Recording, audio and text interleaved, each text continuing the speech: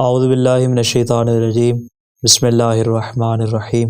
مسحور کا شمار ان غذاؤں میں سے ہوتا ہے کہ جن کا روحانی اعتبار سے انسان کے ایمان اور معرفت کے ساتھ گہرا تعلق ہے، کیونکہ یہ دل کی رقت اور آنسوؤں کے جلد آ جانے کے ساتھ ان کی کثرت کا بھی موجب بنتا ہے۔ چنانچہ حضرت رسول خدا صلی اللہ علیہ وسلم نے ارشاد فرمایا کہ مسحور پر 70 انبیاء کو برکت ملی، اور آپ نے امیر المومنین علی ابن ابی طالب علیہ السلام کو وصیت فرمائی، اور آپ نے ارشاد فرمایا کہ یا علی مسحور کا استعمال کرو، کیونکہ یہ بابرکت بھی ہے اور مقدس بھی۔ یہ دل پر رقت طاری کرتا ہے اور آنسوؤں کی کثرت کا سبب بنتا ہے، اور خدا نے اس پر 70 انبیاء کو برکت عطا فرمائی ہے۔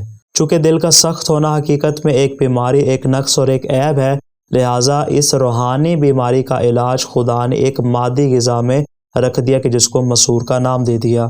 اسی طرح بنی اسرائیل کے بعض انبیاء نے جب خدا سے قساوت قلبی اور آنسوؤں کی کمی کی شکایت کی تو خدا نے ان پر وحی کی اور کہا کہ مونگ کھاؤ۔ پس جب انہوں نے مونگ کا استعمال کیا تو ان کے دل بھی نرم ہو گئے اور ان کے آنسوؤں میں بھی کثرت پیدا ہو گئی۔ دعائے خالق دو عالم سے کہ وہ ہمیں ہر قسم کی بیماری سے محفوظ فرمائے۔